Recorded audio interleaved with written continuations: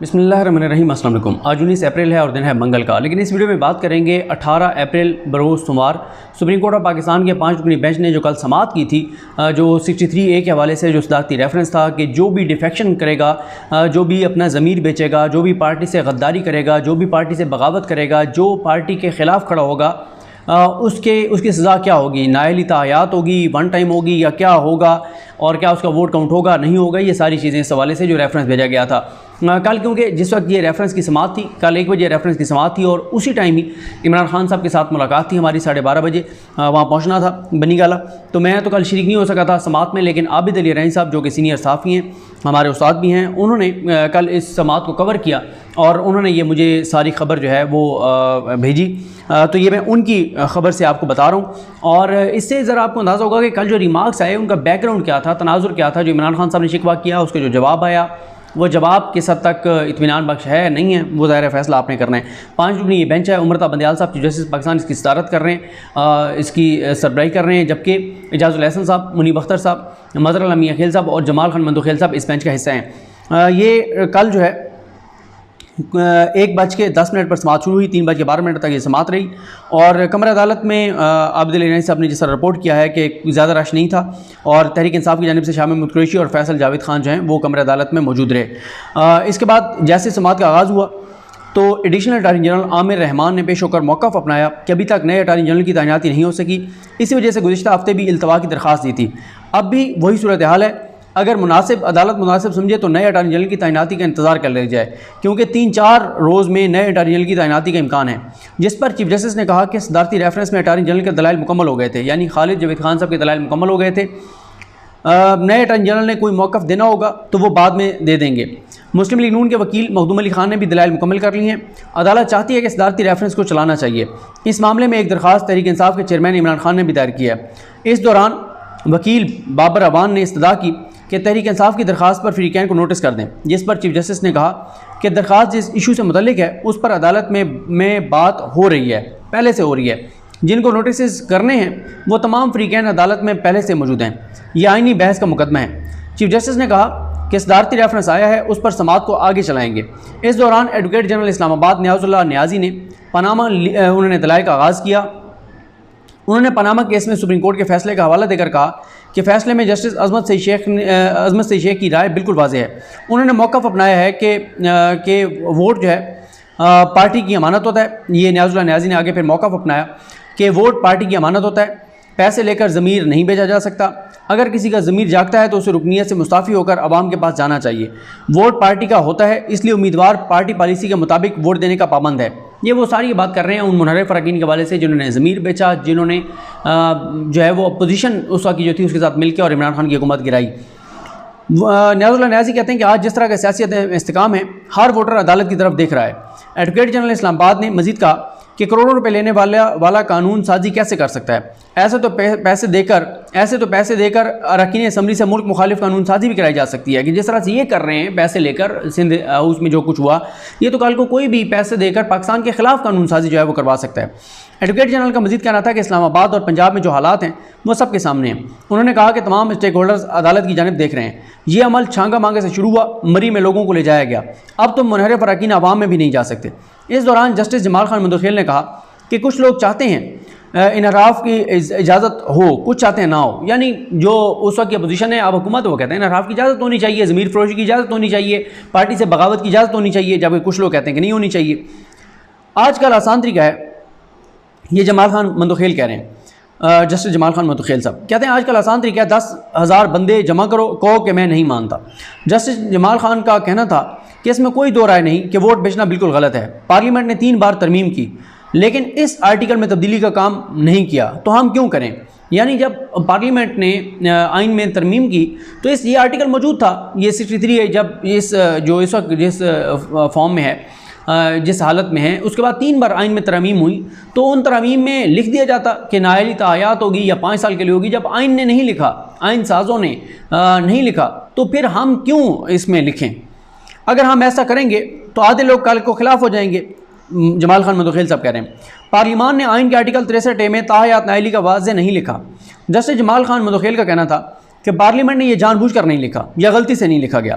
Parliament मौजूद है, मामला दोबारा उसके सामने पेश कर दें, अदालत के सर पर क्यों डाला जा रहा है? वो कहते हैं कि पार्लियामेंट करे, पार्लियामेंट लिख दे कि नायली तायात होगी, तायात हो जाएगी।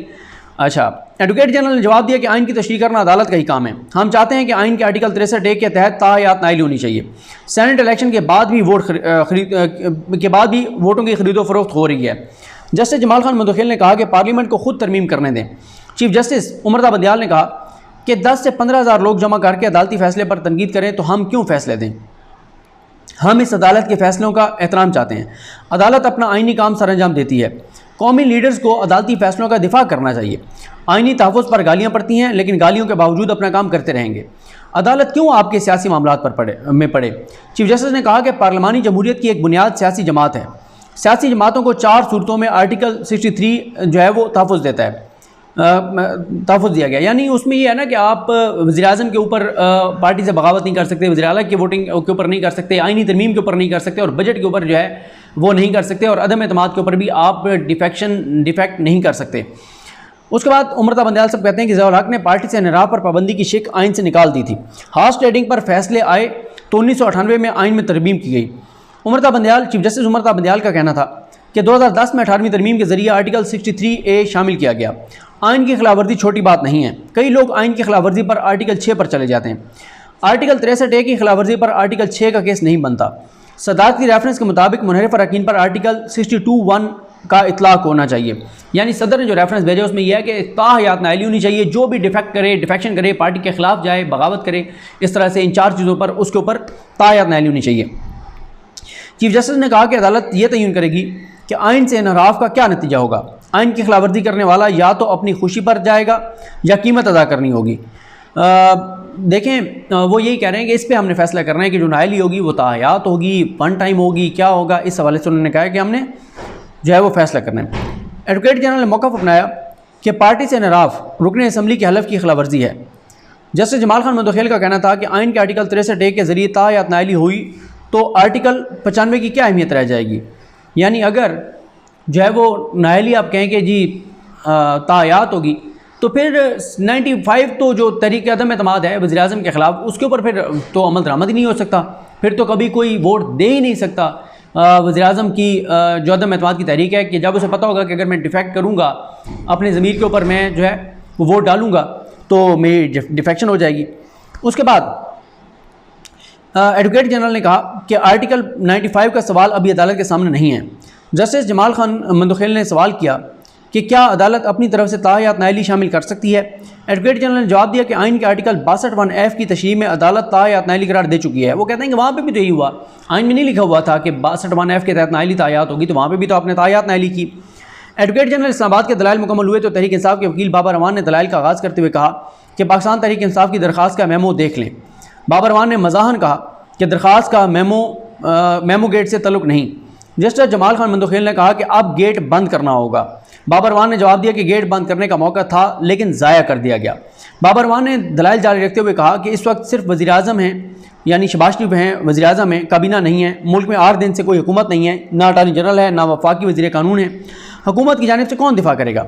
इस पर चीफ जस्टिस उमरता बंदियाल ने कहा कि PTI को नोटिस सदारती रेफरेंस में किया गया था, अभी तहरीक इंसाफ की दरख्वास्त की बारी नहीं आई। चीफ जस्टिस ने बाबर रहमान से इस्तफसार किया कि क्या आप साबिक अटॉर्नी जनरल खालिद जवेद खान के दलाइल अपनाएंगे, अडॉप्ट करेंगे। बाबर रहमान ने जवाब दिया कि खालिद जवेद खान के दलाइल किसी सूरत नहीं अपनाऊंगा, क्योंकि साबिक अटॉर्नी जनरल ने दलाइल में कलाबाजियाँ खाई थी। जिस पर अदालत ने बाबर रहमान से कहा कि वो सदारती रेफरेंस पर अपने दलाइल दें, तो बाबर रहमान ने कहा कि उन्होंने तहरीक इंसाफ के वकील अली ज़फ़र से मुशावरत करनी है, इसलिए सदारती रेफरेंस पर दलाइल के लिए कल तक का वक्त दे दें। कल मैं इस पर दलाइल दूँगा, यानी आज वो दलाइल इसके ऊपर देंगे। और ये भी मैं आपको बता दूं कि आज भी शायद जो है वो मैं सुप्रीम कोर्ट ना जा सकूं, क्योंकि आज भी मेरी एक आम मुलाकात है, तो इसलिए आज भी आबिद अली रहीन साहब जो रिपोर्ट करेंगे इंशाल्लाह उससे मैं आपको अपडेट करूंगा। उसके बाद अदालत ने बाबर रहमान को कल दलाइल देने की इजाज़त दी, तो बलूचिस्तान नेशनल पार्टी के वकील मुस्तफ़ा रमदे ने दलाइल का आगाज़ किया। तो चीफ जस्टिस उमरता बंदियाल ने कहा कि रेफरेंस PTI हुकूमत का नहीं, सदर पाकिस्तान का है, और सदर पाकिस्तान का रेफरेंस बरकरार है, जिसे हर सूरत सुनेंगे, और यह अदालत आर्टिकल 63A पर अपनी राय भी देगी। मुस्तफ़ा रमदे ने दलाइल में कहा कि सदर मुमलिकत ने रेफरेंस में अदालत से आइन दोबारा लिखने का कहा है। हालांकि आइन का आर्टिकल 63 बिल्कुल वाज़ेह है। मुस्तफ़ा रमदे ने सवाल उठाया कि क्या अदालती इख्तियारात में कमी की आइनी तरमीम पर पार्टी पॉलिसी से इख्तिलाफ जुर्म होगा।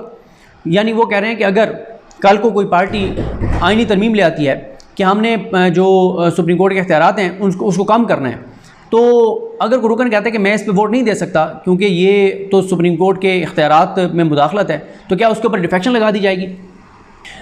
इस पर जस्टिस मुनीब अख्तर साहब ने कहा कि आइनी तरमीम में वोट ना देना और मुखालिफ पार्टी को वोट देना अलग अलग चीज़ें हैं। मुखालिफ पार्टी को वोट देने के लिए मुस्ताफ़ी होना ज़्यादा मोतबर है। यानी ये क्या है कि कोई आइनी तरमीम हो रही है और एक रुकन ये समझता है कि मुझे इसमें तरमीम में वोट नहीं देना चाहिए तो ना दे, ये उसका भी देखा जाएगा कि उसका इफ़ेक्ट क्या होगा।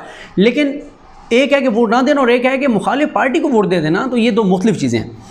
एडवोकेट जनरल मुस्तफ़ा रमदे ने जो मुस्तफ़ा रमदे एडवोकेट हैं, उन्होंने कहा कि मुस्ताफ़ी होने जैसा इंतहाई इक़दाम वाहिद हाल कैसे हो सकता है। पार्टी सरबराह की पाबंदी करना ग़ुलामी करने के मुतरादिफ है।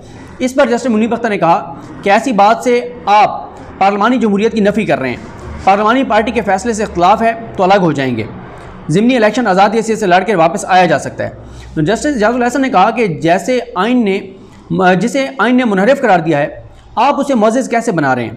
जस्टिस जमाल खान मंदखेल ने कहा कि अगर आर्टिकल 63A में ताहयात नाअहली हो जाए तो आइन का आर्टिकल 95 गैर मौसर हो जाएगा। जस्टिस मुनीब अख्तर ने कहा कि आइन के आर्टिकल 63A और 95 एक दूसरे को कैसे गैर मौसर करते हैं। आर्टिकल 95 और आर्टिकल 63A में तवाज़ुन पैदा करना होगा। जस्टिस इजाज़ुल हसन ने कहा कि आइन का आर्टिकल 95 पार्टी से इनराफ करने के रहमो करम पर नहीं होता। जस्टिस मुनीब अख्तर ने BNP के वकील से कहा कि आप चाहते हैं अदालत करार दे कि अदम एतमाद में हर रुकन को आज़ादाना वोट देने का हक़ है। आर्टिकल 63A को आर्टिकल 62 और 63 के साथ तो मिलाकर ही पढ़ा जा सकता है। चीफ जस्टिस उमर बंदियाल ने कहा कि कोई शिकायत है या नहीं, क्या हो रहा है हम नहीं जानते। एडवोकेट मुस्तफ़ा रमदे ने कहा कि बदकिस्मती है जो इस्लामाबाद और लाहौर में हुआ। इस दौरान उन्होंने कहा बदकिस्मती जो कुछ लाहौर और इस्लामाबाद में हुआ। इस दौरान बाबर रहमान ने कहा कि वीडियो मामले पर दो रुकन इलेक्शन कमीशन गए, लेकिन कोई नतीजा नहीं निकला कि वो जो वीडियोज़ आई उसके ऊपर जो सेनेट इलेक्शन के दौरान जो यूसुफ रज़ा गिलानी साहब के बेटे वोट खरीद रहे थे वो सारे मामले पे।